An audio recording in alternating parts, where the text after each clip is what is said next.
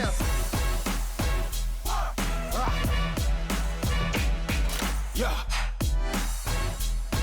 Woo. Back. Hello and welcome to Sunday Table Tennis Live. We are on to our 5th episode of the show. Last week was a fantastic episode. We had Michael Mays on the show. There's been some fantastic traction on that. We've had probably plus of 30,000 reach now across all of our platforms. However, we've got some very exciting news coming up. We are going to be bringing all of our podcasts onto Spotify, onto Apple Music, as well as the currently available Facebook, YouTube, and the TT Fit app. So lads, how did last week go? What were your thoughts?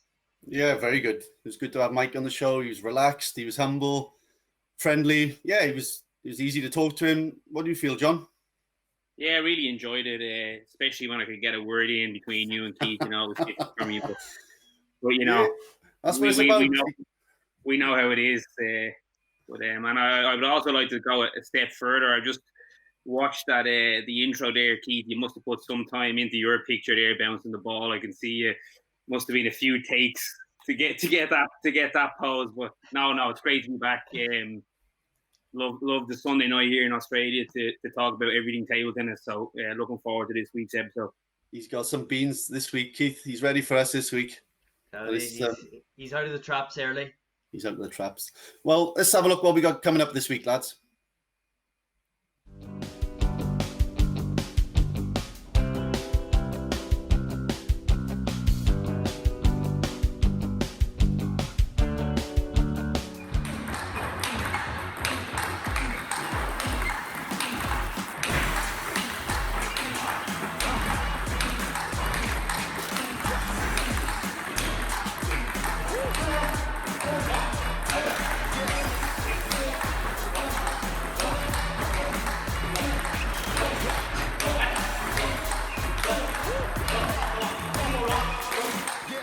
There we go, lads. Should we welcome the man, the one and only?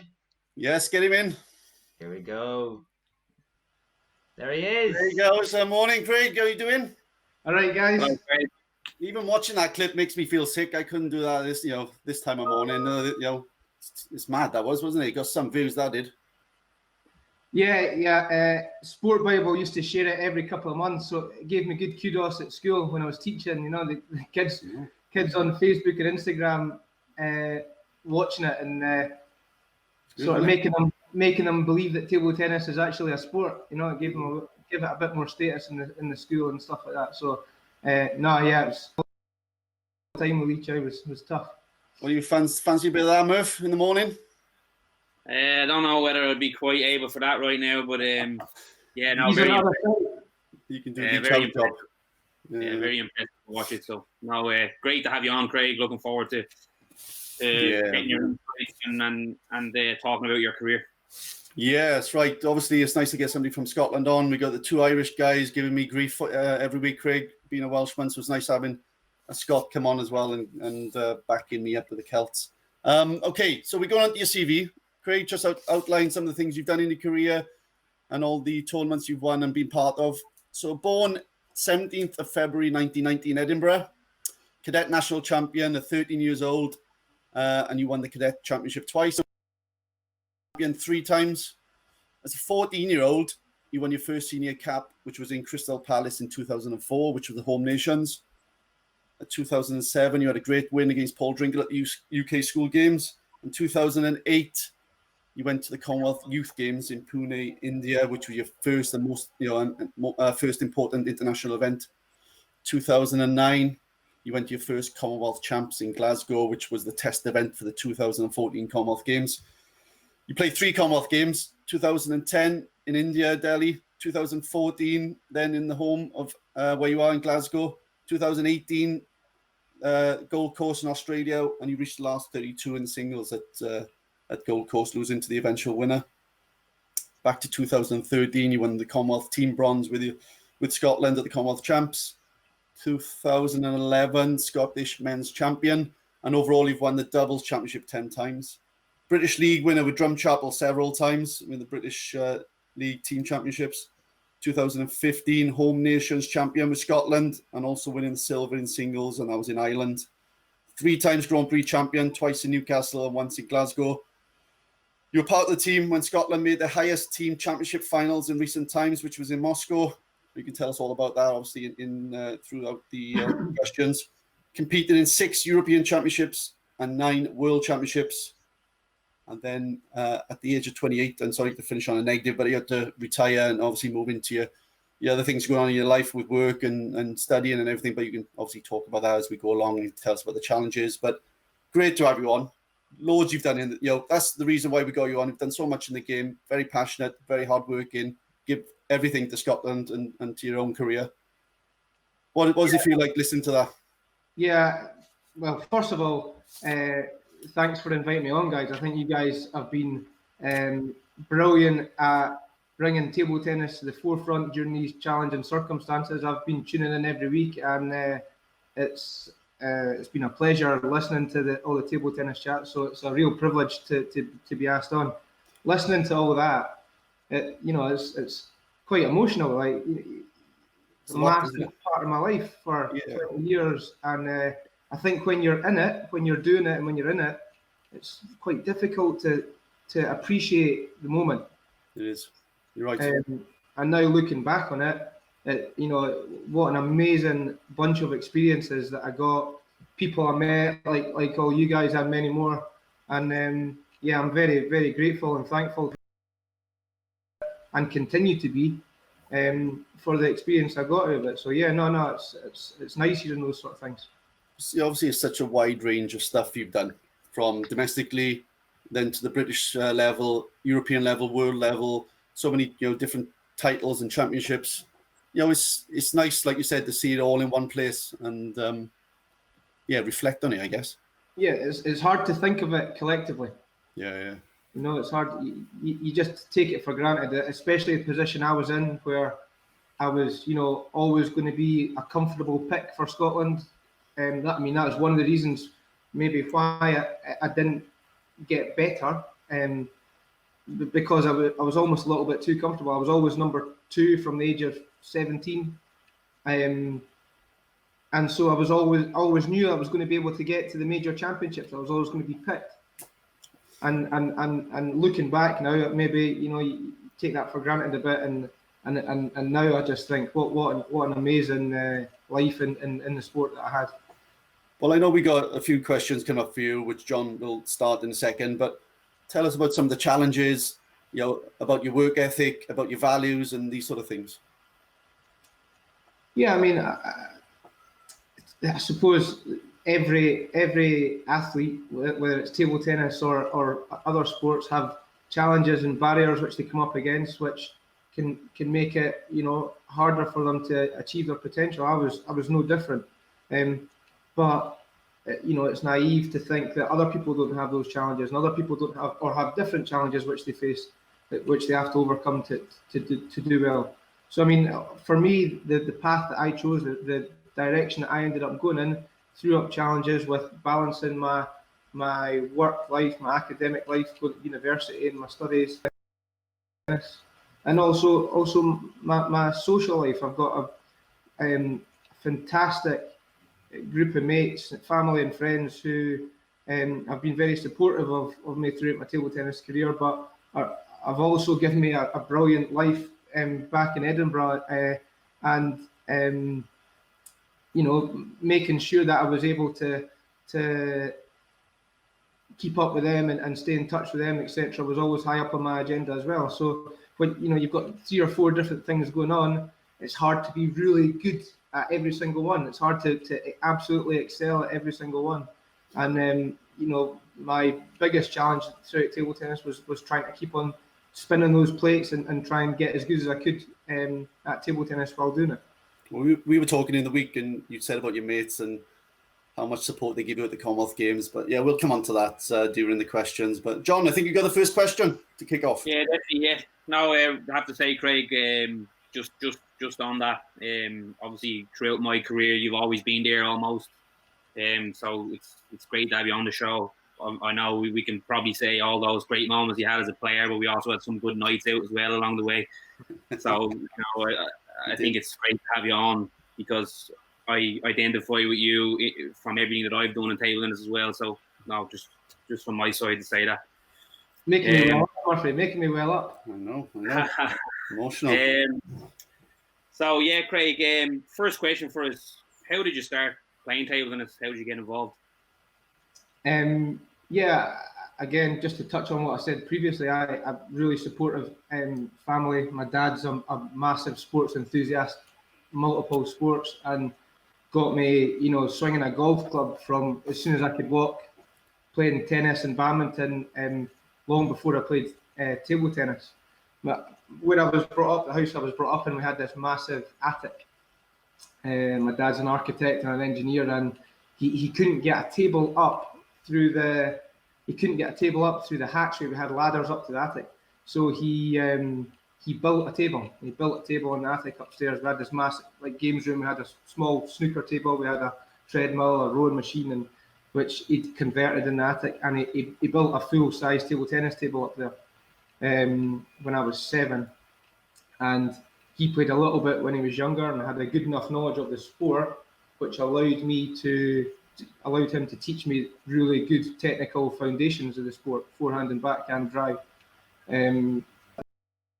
That's where it all started, and it's quite a nice story. That's where it all started in my attic, and as well as teaching me the foundations technically, he really instilled a hard working mentality in me.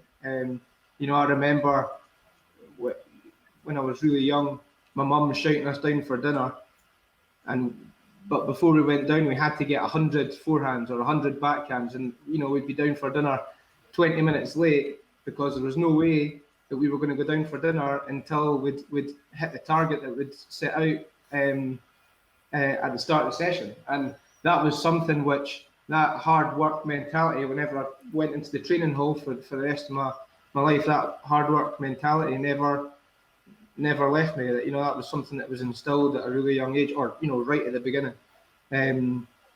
So that was the most pivotal moment in my start. And then 2 years later, he realised that there might be something in this. There might be, and then looked up table tennis clubs in Edinburgh. And at the time, North Merchiston was the best club in Scotland for a young player to go to, and it was 500 metres away from my front door.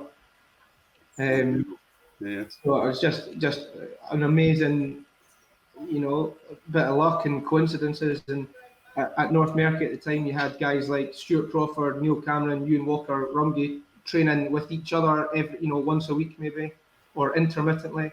And then at every single age group, from under 12s to under 18s, the sort of top 2 or 3 in Scotland were there at the time.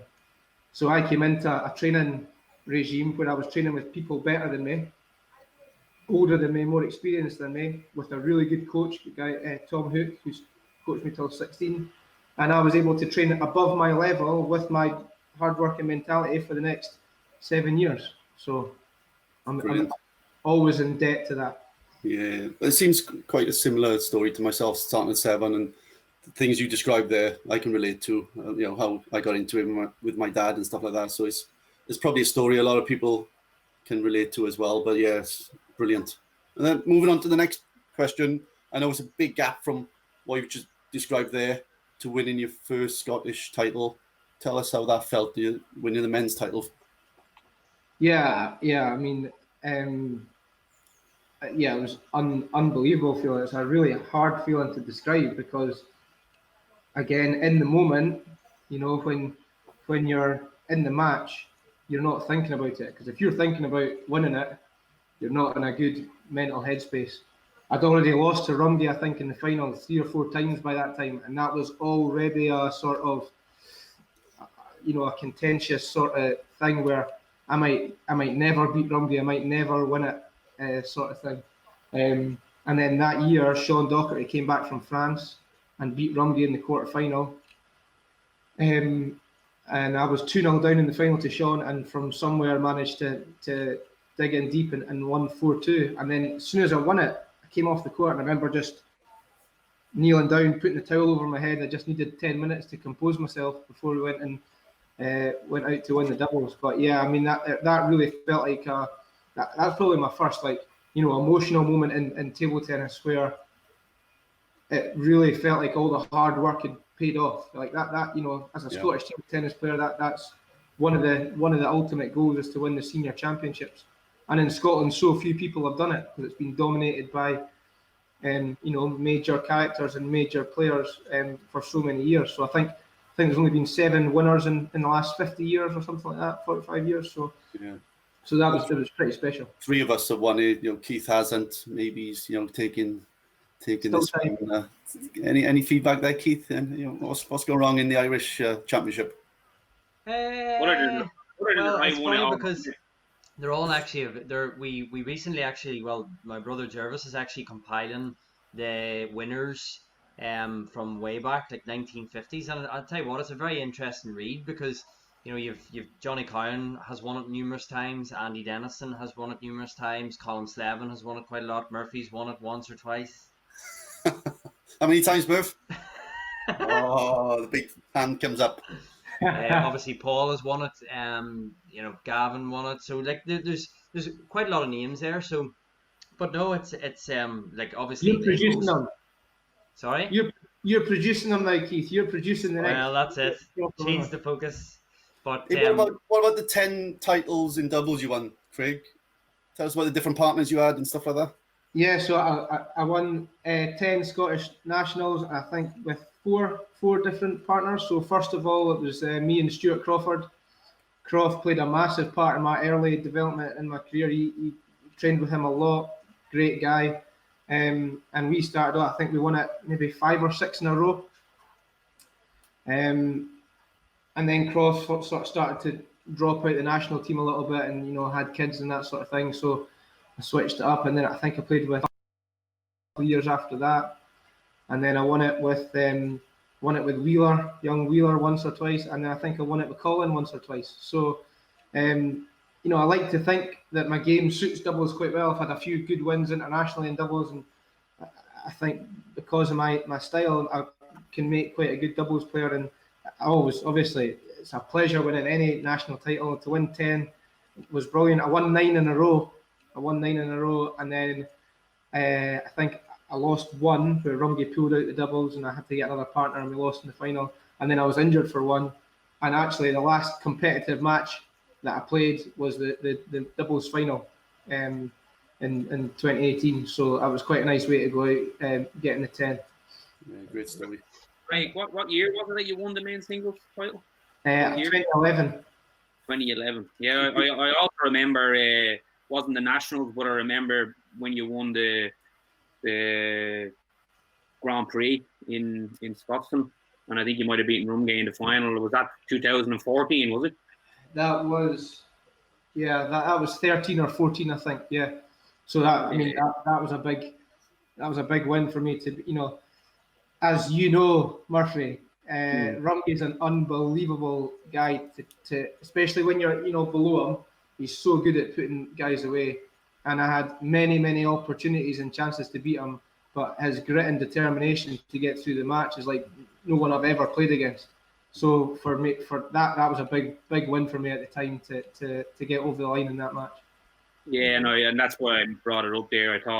I remember when you won. I remember seeing the emotions you had winning that match, because I was there at the time, and I thought it was almost like winning a national title to win that event, given the circumstances.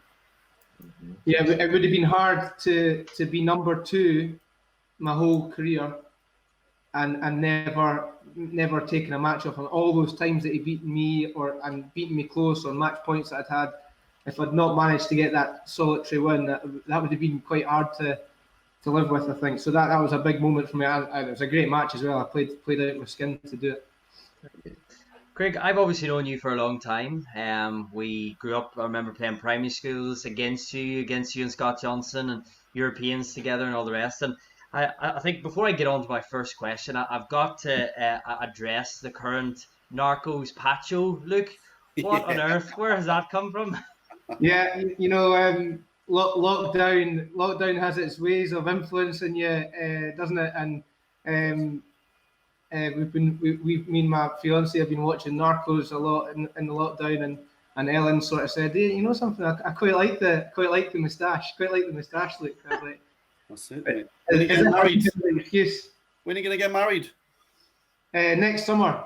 Oh, fantastic. Next summer in Edinburgh. So we're both from Edinburgh, tying the knot in Edinburgh. So yeah, that's something. That's another thing which is taking up time, using this time wisely to try and prepare and plan for that. So. Very good. So obviously you've played quite a few Commonwealth Games, World Championships, European Championships, and all the rest. But I'm sure none of them stand foremost as much as Glasgow in 2014. That must have been amazing. Home crowd, your friends coming to support you. Could you tell us how that felt? Yeah, I mean, I know both Murphy and Jenks were there, and I certainly felt that it was the best run tournament and best atmosphere that I'd ever played in. The crowd were really quite close to the tables. It was a total cauldron, the atmosphere on the main courts. I'd been involved in the whole run up to the games quite a lot. Obviously, with it being a home games, did a lot of the promotion for table tennis and Commonwealth Games Scotland, and so it felt like a really long journey. I was there when I was there on the stage representing table tennis when it got announced in 2007, and I sort of remember thinking at that point, this is going to be an amazing event, and then it comes to it, and we're in one thing that Commonwealth Games Scotland and Sports Scotland do amazingly well is prepare for these events, and the prep camp that we were in beforehand and all that sort of stuff. I mean, we are in this world in table tennis where, especially in Britain, we don't get taken maybe as seriously as we should be, considering the hours of sacrifice and hard work that we put in. But before that tournament, it felt like we were real elite professional athletes, and that obviously gives you a great feeling in the run-up to it. The first, I never actually went to the opening ceremony in Glasgow, which, because we had a big match the next day, we knew if we beat Canada on the first night, that it was going to be we were going to have a good chance of getting to the quarterfinals. And that first night was just without doubt the highlight of my career. Me and Sean won the doubles against the two Canadians, and then Rumgie was on 2-0, 6-3 down, and managed to fight back to win the match. What he's like, just what I said a minute ago, managed to fight back to win 3-1. And my uni mates, obviously taken the opportunity. Not very many opportunities come along like this, and they'd had a good day in Glasgow's pubs, and had come up with about 5 or 6 different songs to sing about me, some of which I definitely can't say on the radio, football style chants. Get the bleeper ready, Keith. Yeah. And so the place was rocking that night against Canada. We were live on BBC Two, and Jenks was speaking about him being live at Manchester, and it was one of those moments that, again, in the moment of it, you're not thinking about it, and afterwards I look back now and think, we had about 10 uni boys in the crowd chanting and screaming the place down, intimidating the Canadian guys.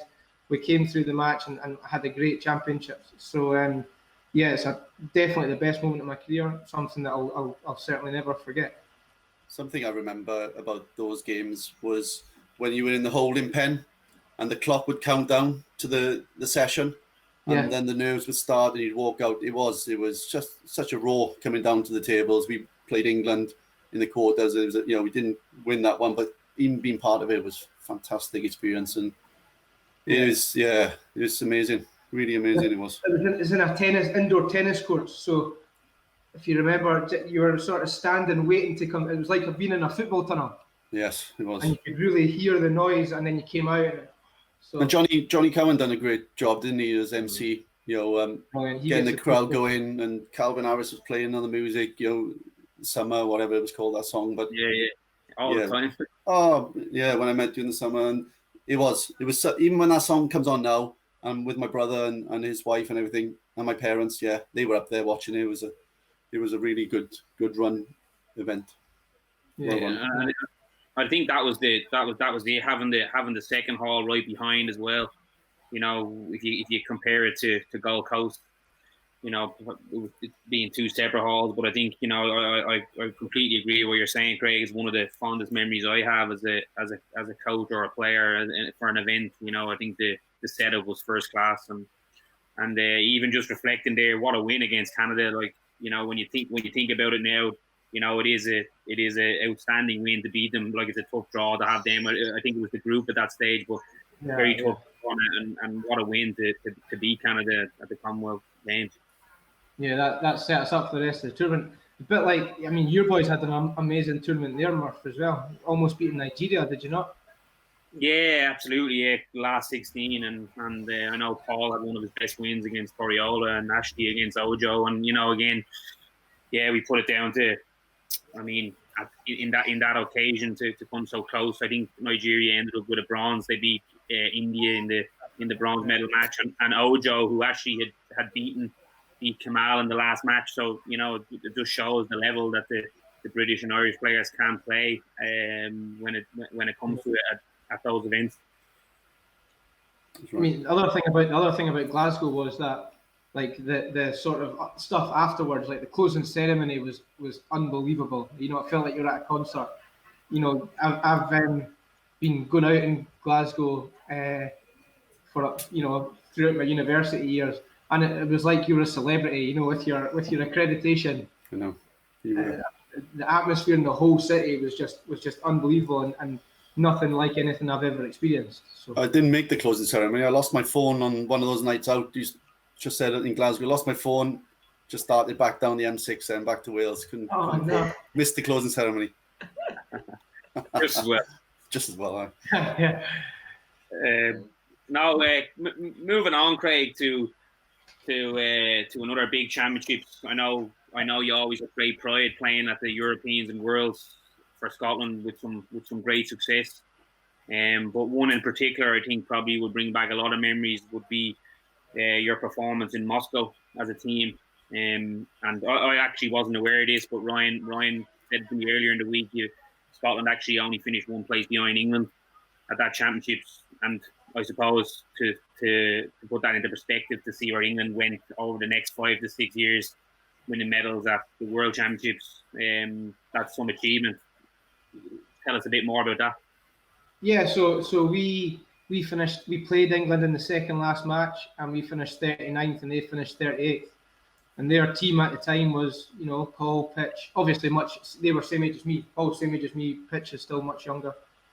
But Paul, Pitch, Bagley, Darius, and there was one space that separated us at that point in the World Championships. Fast forward 6 years, and they're winning a bronze medal, and we are back down in the third division. So, yeah, it's interesting to see how things change.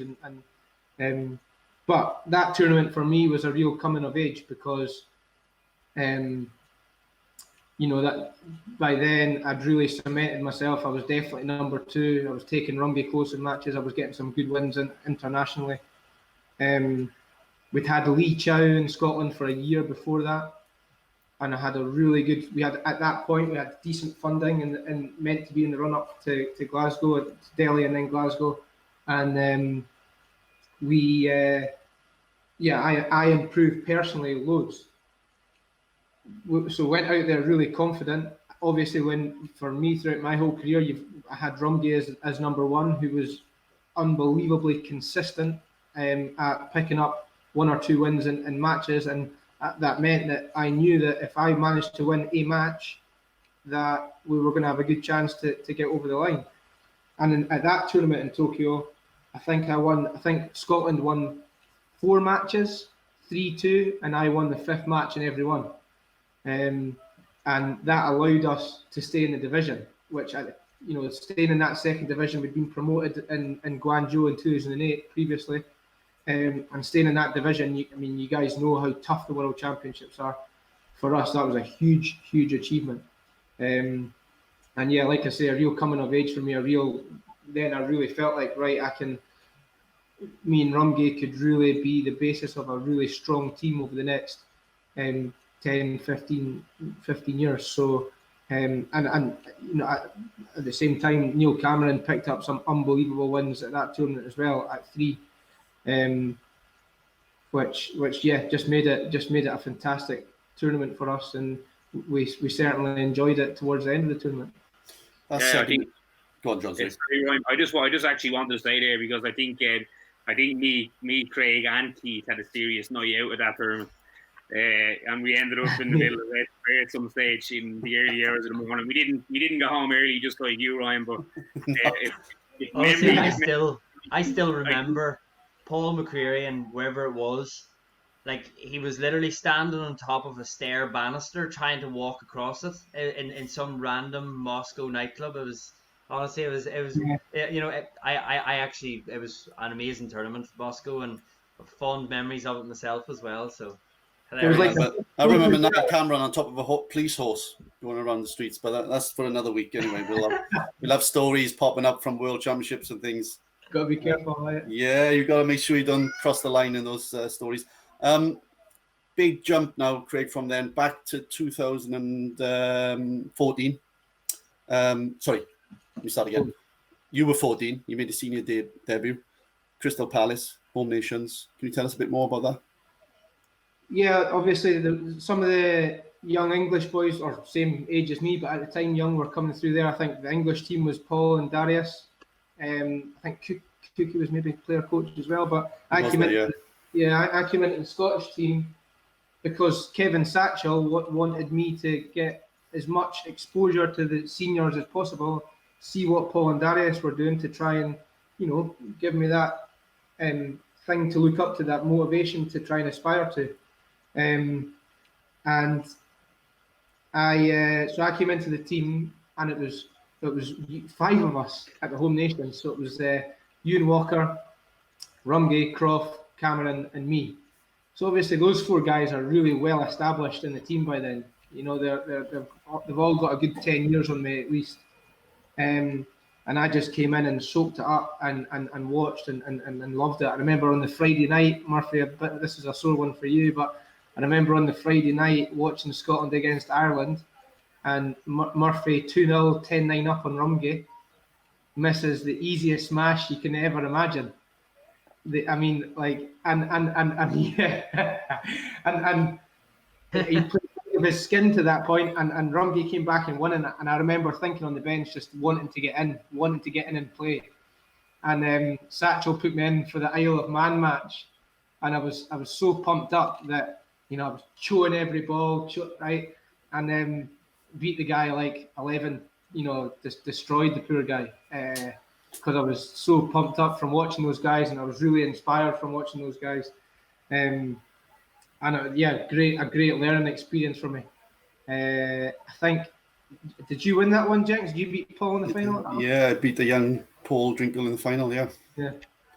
So again, for me, seeing Paul get into the final and taking guys like you close and beating a lot of other people to get there, I was like, right, at 14, right, I know what I need to do now. I know how hard I need to work. I know how hard I need to push myself to try and you know, the best thing for anybody is to have, in table tennis, I think, is to have somebody much better than them to push them on. I think Craig and Ryan will certainly know this. I think, to my memory, that was probably the last real Six Nations when you talk about, and it was actually, Craig, believe it or not, it was my second Six Nations, so similar to you almost.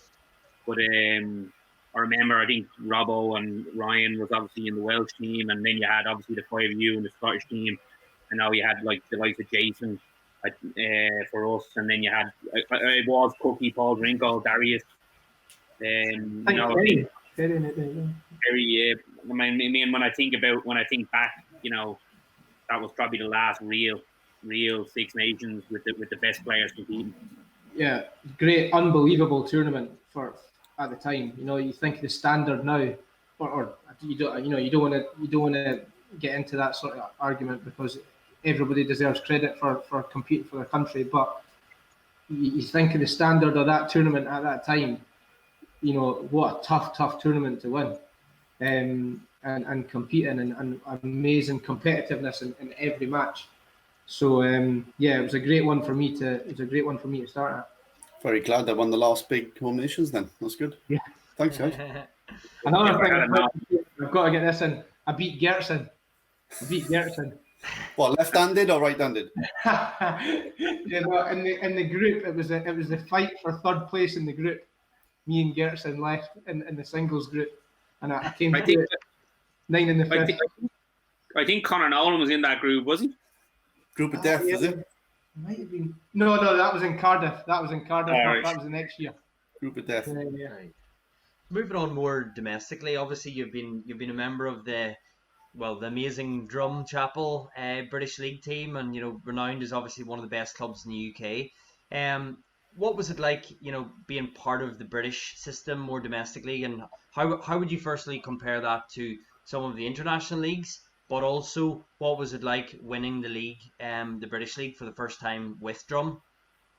Yeah. So first of all, I've got to give kudos to my old teammate Jenks. Like I played for Drum Chapel from 13 to 28, and I was really lucky in that time. I started off in Division 1 with Steve Jenks, who was brilliant for me to learn stuff from him, and me and him were the sort of the backbone of the team that got us to the Prem, and then in came Ryan and a couple other guys, Terry Young and guys like that, and it was a great opportunity for me to soak up and listen to what was going on.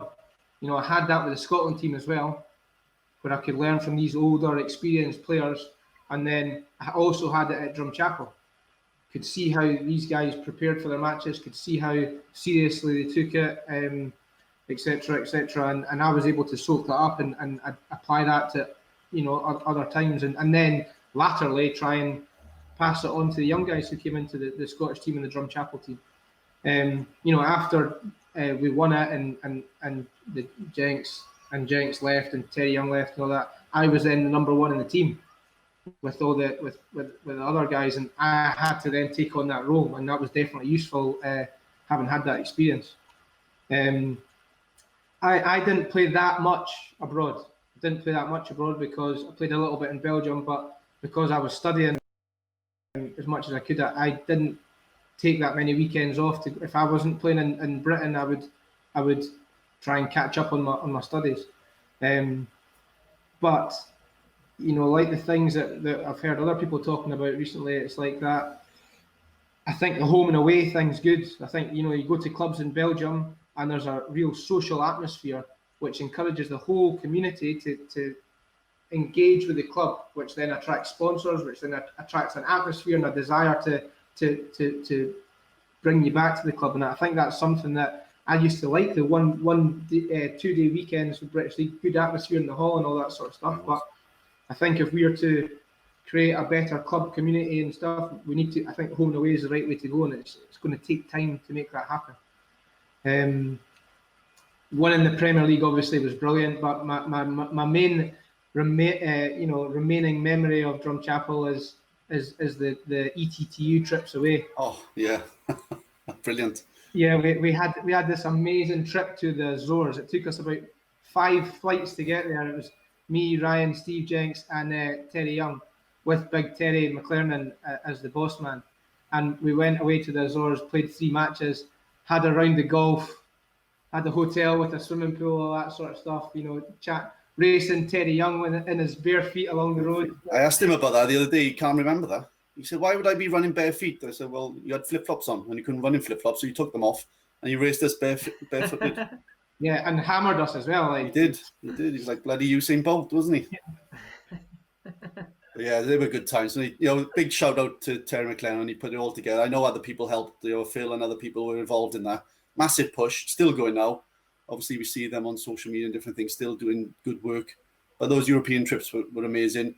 And the British League, I remember. I don't know if you were part of it that day, Craig, but you're definitely in the team where we played. So on the opposition was Paul Drinkell, Darius Knight, Gavin Rumgay, and I think a German lad against Terry Young, myself. Gareth Herbert was playing then. I think yourself and my brother. So were you part of that team? Such a high level then. Yeah, I certainly played them once at Progress, when we played them at Progress. That's right. I remember playing Darius and the German guy. I played 2 lefties. That's right. So such a good level there of top British teams then producing good players, and it's still happening now, obviously, with Urban and Omu doing it as well. But that's what the British League needs, I think. Definitely. Yeah, moving on again to internationally, Craig. It's an interesting question for me because And me, I was involved. Wales were turned over as well. Yeah, so for Ryan as well, and Keith, I think we were all involved in this one. So this is a family pot.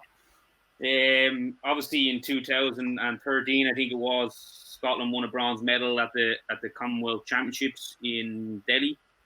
I'm sure that was something that you're very proud of. Tell us a little bit more about that. Yeah, I think that's one of the things that, when somebody says, what did you do in the sport? You say, I won a Commonwealth medal. Okay, it's not the games, but it's still a massive achievement. You think of all the countries in the Commonwealth. So, yeah, I mean, it's still one of the things which definitely is one of my best achievements in the sport. I personally didn't have a great tournament, actually, at that one.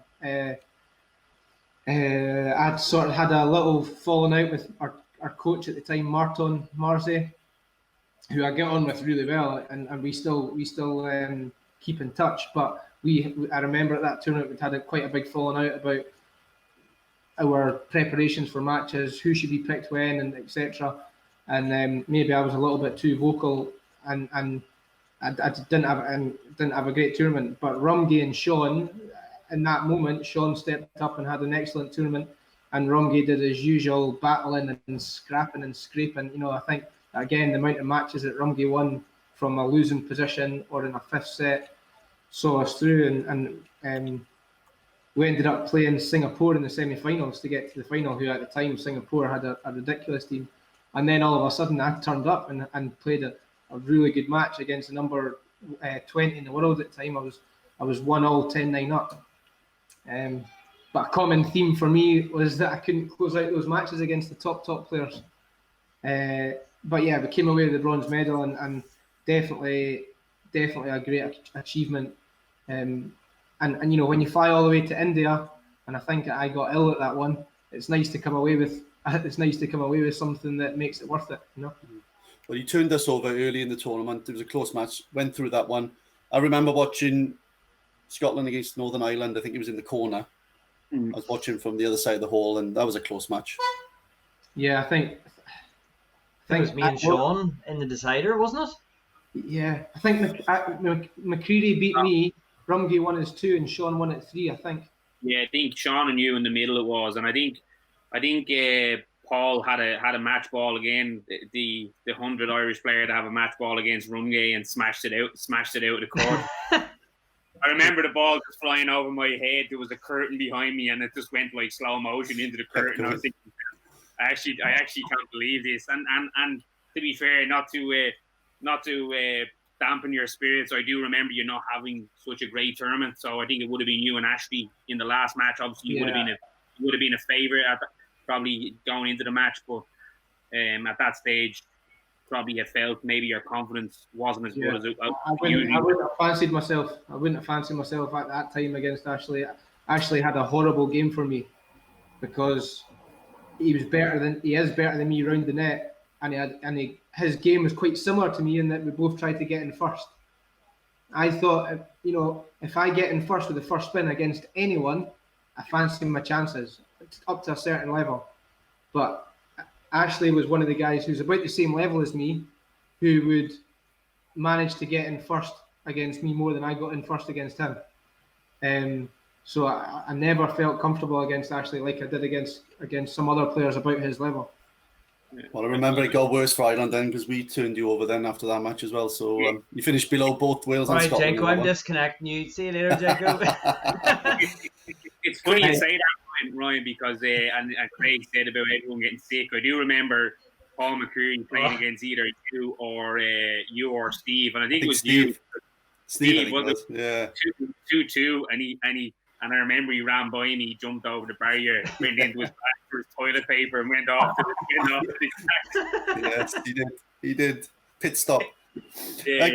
Craig, going, obviously I mentioned at the start about playing 6 European, 9 World Championships. Obviously that's great in itself. Which was your favourite and why? Yeah, I mean, difficult to choose. I think for me, the world team champs were always just amazing experiences. Yeah, I mean, it's a really long tournament, you're in that team atmosphere, all the other teams there, always massive halls. So world teams were definitely always my favourite. I think it's difficult to call between Moscow and Tokyo for me. Moscow for the reasons I explained earlier, but Tokyo 2014, that's when we realised that we'd qualified. We still had to qualify for Glasgow. And at that tournament, we realised that we'd got the results to qualify for Glasgow. We had a pretty good tournament. And Tokyo just being, somewhere where table tennis is a really big sport and an amazing city. It was a brilliant atmosphere and a brilliant experience. So I think probably Tokyo would edge it. What a place it is to go to, and I remember the first day in Tokyo when we get to the hotel room, we went into the toilet. We're like, what is this? All these buttons. Control pad in the toilet, a PlayStation on the toilet. We pressed a button and a shoot of water about 2 meters hit the roof. I know. My legs used to get dead. I used to stay on the toilet too long because it used to heat up and vibrate and shoot this and shoot that. So yeah, couldn't get you off it. Couldn't get off it. Dead legs. Brilliant. So obviously, Craig. Probably Tokyo. I think Tokyo would be good. Yeah. Good. Obviously, Craig. I can relate to this quite a bit as well. Being injured in any sport is obviously very, very difficult to overcome and come around. Get the mental advantage over that, and concerned about your opponents progressing while you're injured. You've obviously had your fair share. What standard do you think you could have reached, had those injuries not occurred and things went to plan? Yeah, I don't think that my injuries actually, I don't think I can use them as an excuse as to the reason why I didn't get maybe as good as I could have done, right? I think the injuries came quite late or towards the end of me before I stopped, so my shoulder joint sits really, because of all the repeated forehand bloody multi-ball, doing that for every session, and I didn't look after my body. So I didn't do enough stretching. I didn't take the time. I think when you're trying to balance loads of different things and you're trying to get as good at table tennis as you can, and I neglected things which then came back to bite me later on in my career. And one of those things was my right shoulder. And my shoulder sits really far forward in the joint, and it grinds against the bone on bone. But that happened in the last year and a half of my career before I finished. And it was definitely one contributing factor to why I packed it in the end. But I don't think that was necessarily a reason why I didn't get better. I think, I didn't get better because I made decisions early in my career which stopped me from accessing the best opportunities. So, do you think will we see a Craig Howieson return? I think never say never. I think my shoulder feels my shoulder now, because I'm not playing, feels a lot better. I think there's people now back in Edinburgh who I could potentially train with. I think there's big events coming up in the next 2 years. So there's definitely reasons to come back and try and play again. It's whether the conditions and situations in my life and what I prioritise allow for it. Breaking news. Howieson makes a return. Has to make a change. Definitely. What are you saying, Murph? I said we'll have to change the news of the week reel. I know. Breaking No, news. no, no. Let's get it flashing up on the bottom, Keith. Let's get it flashing up. Howieson returns. It's something, this last 2 years, I think I've picked up a bat 3 times, and I've been surprised. I've felt fairly comfortable, right, when I've done it. Still feel pretty good. All those hours of training must be ingrained.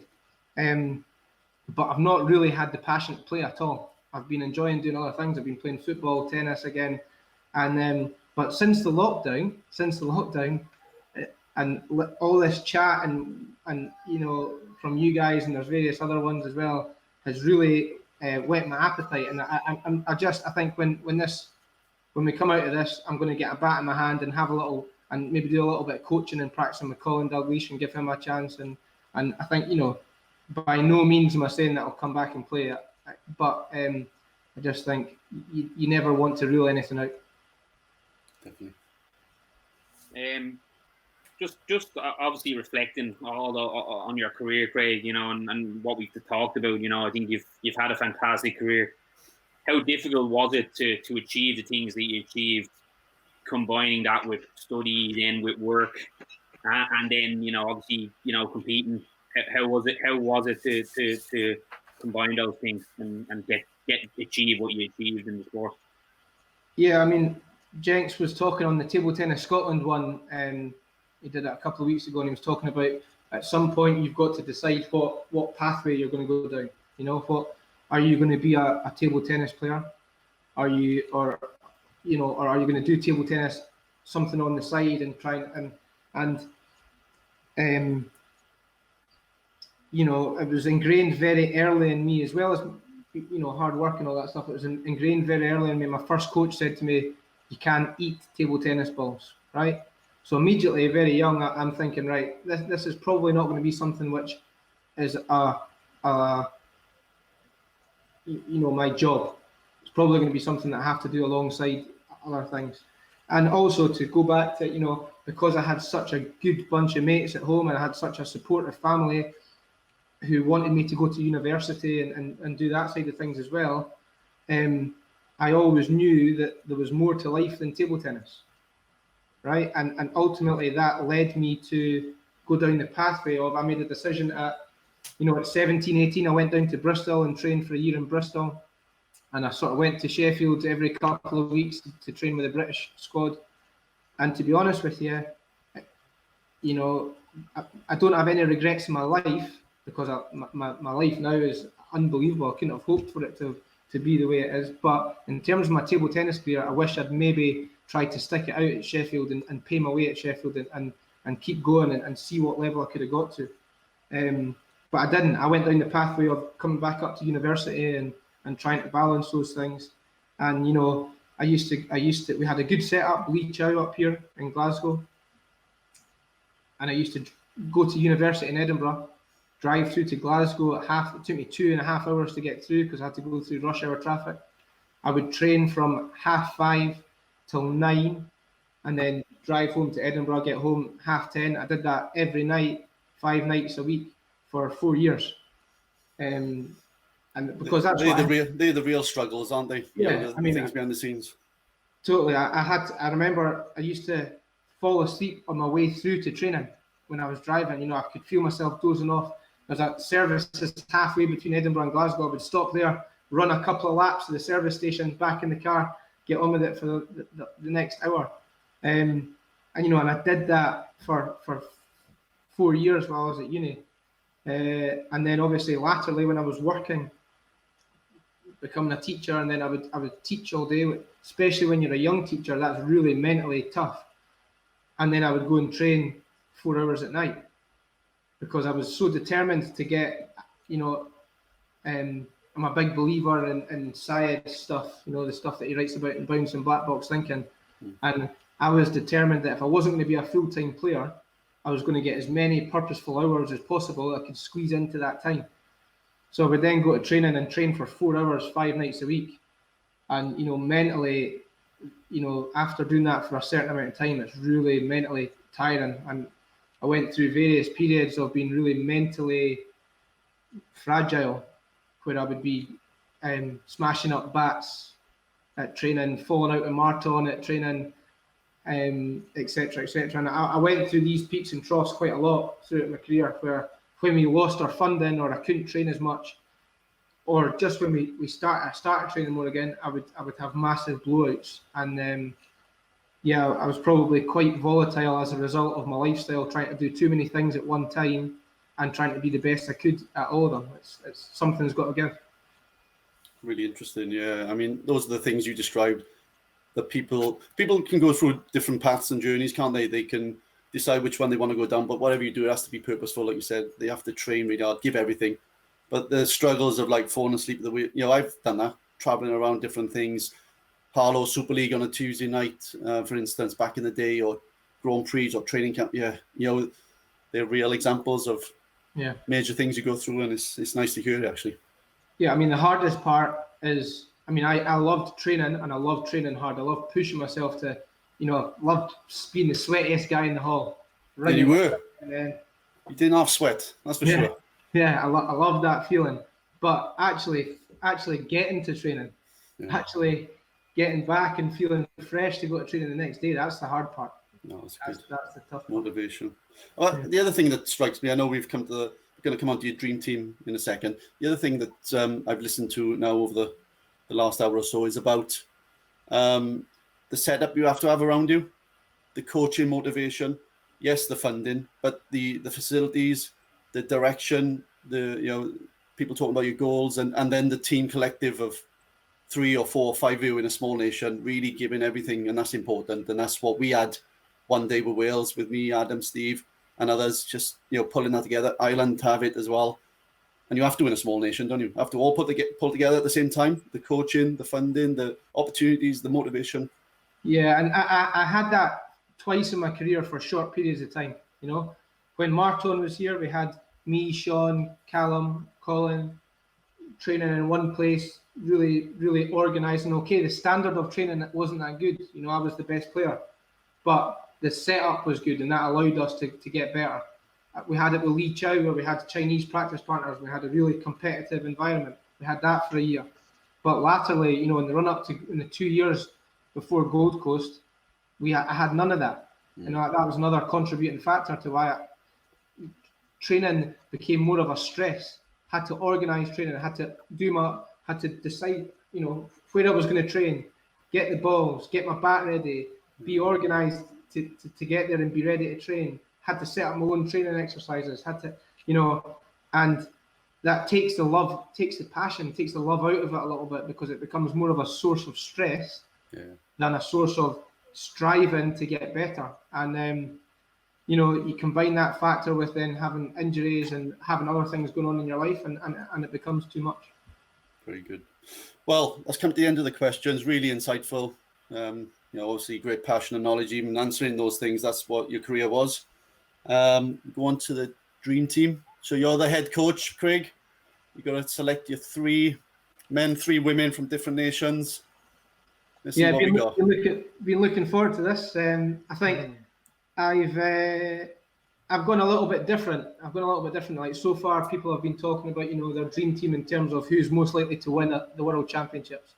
My team's probably not going to win the World Championships, but it's a team that I would really want to be a part of. So first, I'm going to start with the women.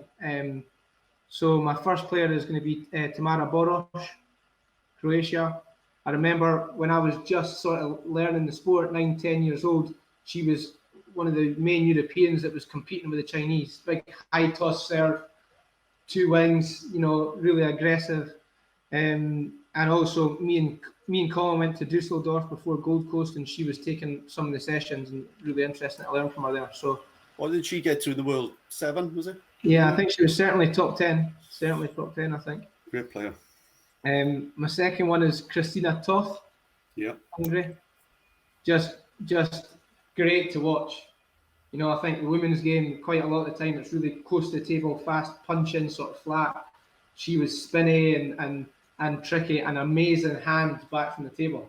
Used to love watching her matches, big, lobs going 10 meters in the air and all that sort of stuff. Great feeling. So she was great to watch. And the last one is, obviously a legend of the sport. Again, when I was just coming into the game, Wang Nan, left-handed Chinese. She was winning everything. I think when I was 10 to 13, she was the main woman in the game. So, not a bad team. Yeah, not a bad team at all. Yeah. That team actually might win the World Championships. They really get pretty close. Men's team. So my men's team, I've gone for a homer for the first one. I've gone for Ewan Walker. For the simple reason that he was really supportive of me, trained a lot with me when he was, trying to qualify for his last Commonwealth Games, which he never got to go to in Melbourne.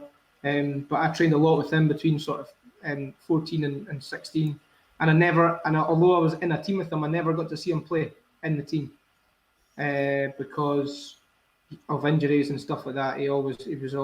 Whenever I was in a team, he didn't play, and I would. You're lucky you didn't see him against me the 2 times he played me. Yeah, I think you were one of his favourite opponents, Mark. Because for those younger viewers who don't know you, and obviously multiple times Scottish champion, Craig, maybe you can clarify how many times he was Scottish champ. I think he's 12 or 13. I think Rumgay broke his record quite recently. And then he would combine playing and working. He didn't, maybe for a little bit he went full time, but definitely university and working. He lived in Reading through his job. I used to go down to Reading. Used to drive down and practice with him. Not all the time, but quite regular. And yeah, what a fighter, what a competitor, definitely. And I watched him play. I'm sorry. No, you go. I watched him play some of the World Championships when I was coming into the Welsh team, and he would give the best of them trouble. He would beat a lot of good players. I saw him beating Matthew Syed and things like this, but playing Krianga, massive struggle for Krianga to come through that one when Krianga was one of the top in the world. And there was other ones. He always used to get through the qualifying to play, I think, last 128, last 64, maybe even more in European Championships. But yeah, he was a ferocious competitor, and I could only beat him at the end of his career. I couldn't beat him at his when he was at his best. Yeah, I think like exactly like you said, somebody who didn't do it necessarily, similar to me, didn't do it full time, but had an amazing career. And I only got to see him latterly in his career. I would have loved to have seen him playing, when he was at his best. My second pick is Matthew Syed. My reason for that is I'm a massive follower of his literature. Bounce and Black Box Thinking. I've not read Rebel Ideas yet, but Bounce and Black Box Thinking really opened my eyes and changed my thinking about some of the principles by which I think we should try and achieve to in terms of the foundations that we put down for training and things like that. And I would love to just pick his brains. I'd love to discuss a whole variety of topics with him and learn from him. I talked about how I tried to learn from everyone, all the more experienced players in the team, from me that I was in throughout my career, and he would have been somebody that I would definitely be interested to learn from and have conversations over breakfast before a tournament with. So he would be my and what a player, what a player to watch. Somebody say number 19 in the world at his best, I think I heard recently. Was it? Yeah, I mean, and entertaining, never gonna be bored watching him. No, definitely not. And my final one is just, I think, the smoothest operator on the court is Oh-Sang Yin from South Korea. Just like so relaxed, beautiful strokes, so smooth, great to watch. Never looked flustered. I remember watching him and Rusu Ming in the practice hall, and just like the arc on the ball over the net and how clean and smooth it was. Just thinking, what technique. Yeah, it'd be lovely to watch that. It'd be lovely to be able to hit the ball like that. So be nice to coach him then if you were head coach of that team. Yeah, exactly. Totally. Do we know what he's doing now, John? Is he coaching or? Oh-Sang Yin, yeah, I think he's the coach for the Samsung team in Korea. So they have obviously they're different teams sponsored by the big companies, and I think he's the Samsung coach. He'll just be around at some of the events. I suppose, Craig, just to follow on from your team there, I think really insightful how you chose your team. I suppose I know it's not on the script, but one last question: will we see it on the bench for Scotland or any other country in the next few years? Is it an ambition of yours to be a coach? I'm desperate to get back into the sport, to be honest with you, in some capacity. I don't know exactly what that's going to look like yet. Obviously, I've been enjoying. I love teaching. I've got my school is 50 yards away from me, and I've got a great bunch of colleagues there, and I'm at a great school. I work with my fiance. However, if there's something that this lockdown has done that's reignited my passion for the game, and I believe that I can contribute to help make players in Scotland or elsewhere better than I got. So I would like now to maybe be, I'm certainly thinking about that. I'd certainly love to be back involved in the elite game at some point in the future. Good. Well, stick around with us, Craig. We got a couple of more features. Thanks very much for the Dream Team and answering all the questions. Stick with us. News of the week coming up.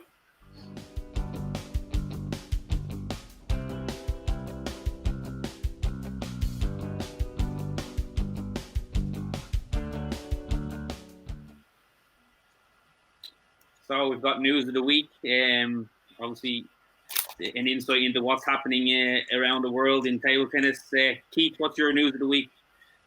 So my news of the week is that obviously we work on an app, TT Fit. So this week we've been pushing out quite a lot of new features, and we believe these features will hopefully help quite a lot of players. The idea is that it'll become a coaching tool for players and coaches. Actually, we've put in some how to do match journaling, taking notes after your session, and various other different features that will help. Now we've got a new feature where players can essentially receive training sessions from their coaches. The coach can plan the training session on the app, pick a number of exercises, pick a few physical exercises, and the idea long term is that we're going to get nutritionists linking up to each player's profile, physical trainers, and various other things. Very exciting times for us, but the new features are currently live on the Google Play Store and the iOS App Store. I thought we had a gentleman's agreement not to self-promote on this platform. What's going on here? Jaco, you let the dogs out 5 minutes ago there, so have I. That's somebody in the street out there. What's going on? Dog fight. Yeah. Yeah, no, I think that's very, very exciting, Keith. I seen also the app had an interview with one of my most promising young stars as well this week. So good exposure for a young player like that. So I think TT Fit's doing great work and very exciting developments for you and your app. Thanks, John. Ryan Jenkins, what's your news of the week? Yeah, Dusseldorf Masters starting next month in June until August. And it's a weekly knockout tournament with the likes of Timo Boll, Dmitry Ovcharov, Patrick Franziska, 3 of the top 50 players. Other players are joining, Christian Carlsen and players from Dusseldorf. So it's a knockout event. Shows that we're going to get back into some sort of obviously no spectators are going to be there, but it's going to be filmed live for people to view. It's nice. It's nice to see new table tennis. Obviously, we've been able to watch old table tennis from ITDF putting out clips and other organizations, but new table tennis is coming to us. There was a webinar recently with Timo Boll, ITTF, which I was on. He's ready to get back involved and he's looking forward to the next Olympics. So here we go. It could be a start of something, lads.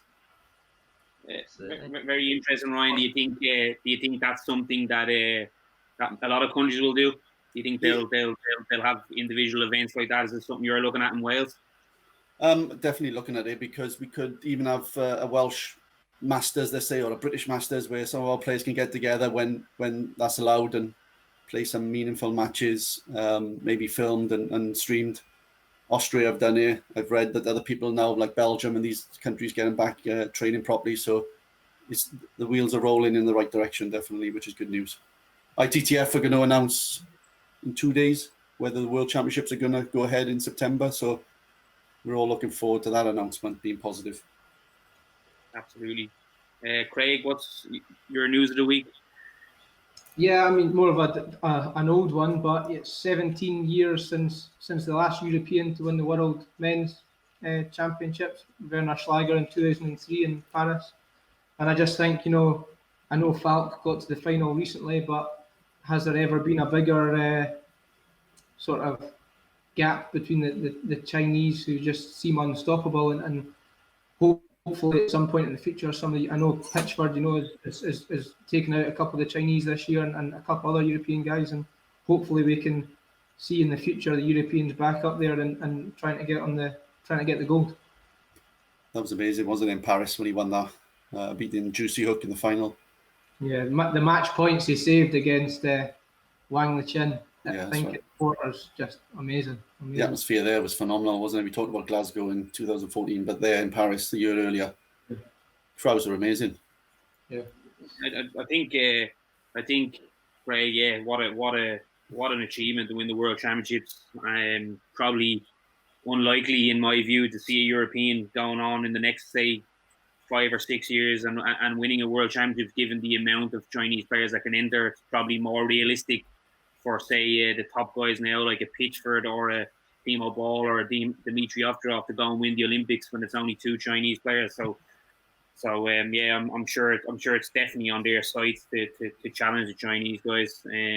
But maybe it's even more realistic to do it at Olympic level rather than World Championship. Yeah, it's hard enough to beat one, but to beat 4 or 5, however many they can enter, I mean that's tough. Yeah, I think it'll happen one day, but let's watch the space. My news is Oxenhausen, obviously one of the biggest German clubs and huge endorser of young table tennis talent. And recently they've signed Tanak Joy, the American superstar, and they've also signed 2 very young Polish guys, Samuel Kulachitsky and Kubik, 2 of the top young talents in Europe. So really setting their stall out about developing top young players. So I think it's really interesting news, and it'd be interesting to follow the progress of Oxenhausen in the new season. Can't wait for the Bundesliga to get back underway. That'd be great, that would. Champions League and all these sort of things. Okay, so another feature coming up, Keith. What's next?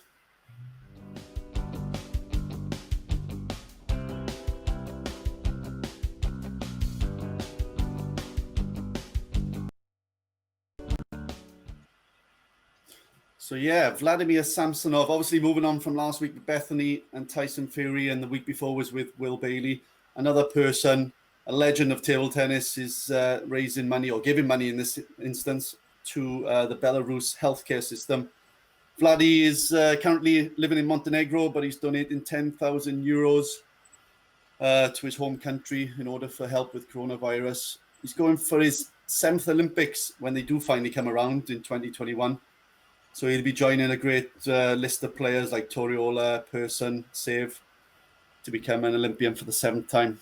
Any comments, lads, on Mr. Samsonov? I think for me, Samsonov is, I just find it incredible. For me, he's the Federer of table tennis. There's no question. His elegance, how he plays, the fluidity of his shots. He makes it look. I actually believe there's nobody else that makes the game look more effortless than Samsonov, and his perception of the ball and how he just seems to see it better than most players. I believe, from my own opinion. But yeah, donating to charity pushes him further up my books. What a complete legend. Amazing. I just noticed, Ryan, that he's the only player to win on all continents in the World Tour. Yeah, that's right. I saw that. Yeah, that's right. That's a feat in itself. Yeah. Yeah, he's well travelled. He puts himself out there, in fairness to him. He's travelled around to different clubs. He played in, obviously, Dusseldorf for ages, and then he played in Charleroi, then over to Spain. So yeah, he's a legend of the sport. He winning Champions Leagues and World Cups, and he lost in the final of the World Championships, obviously, to Volna in '97, but he's still going now in 2020. So that shows what he's about. He'll be pleased to know that he was my travelling reserve in my team of the week. Right, is he? Yeah, I mean, one of his greatest achievements, I think. Well, I'll tell him when we get him on the show. Oh, yeah, that's right. I don't think that slip. I don't think I'll be number 4 on his team. But... He might be after this podcast. You never know. What's coming up next week then, Keith?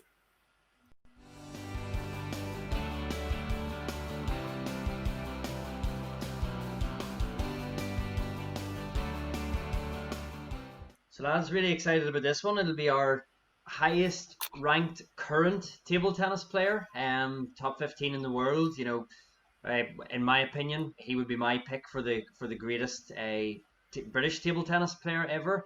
I think going forward, he has to be a hopeful medalist, for Olympics, and certainly he's proved it. He's beaten Ma Long, he's beaten, numerous other top players. Really interested to find out how he does his backhand down the line. One of his trademark shots. I believe nobody plays that shot better than Liam Pitchford. So yeah, really looking forward to getting him on next week. That's right. We've got a couple of legends coming on, haven't we? So it's nice to get a current player still involved. Still, he's going to get even higher in the future. But I'm going to try and rib him about his love for Liverpool. So I'm going to get stuck into him on that one. Yeah, no, really looking forward to having Pitch on. I think similar to what Craig said there, he's a player. If the European Championships go ahead in September, he's definitely one of the players going there to win the title. So I think it's very exciting for us to have such a star coming onto the show. Not that Craig, he's a bigger star than you, but No, don't take that personally. I think he was a few places higher ranked than you on the world ranking, but about 4, I think. Yeah, 4. Yeah. No, but really excited to have Pitch on. What a great guy, and looking forward to hearing what his thoughts are on the game. What do you think, Craig? What do you think about Liam and his future? Brilliant. I think to get him on the show will be really interesting to see what his insights are to what have made him get to the player he is. Used to train with Liam quite a lot when we were younger. He's a couple of years younger than me, but obviously he was always playing well above his age grade. So yeah, I think that's going to be a really interesting one next week. Well, from myself, from John, from Keith, Craig, thanks very much for coming on, giving up your time, sharing all your stories, being part of the show, and staying on to the end of the show, which is always nice. So I'd like to give you a round of applause, say thank you for coming on, and we will see Liam next week. And for everyone out there, please stay safe, and we'll see you soon. Cheers, guys. Thanks for having me.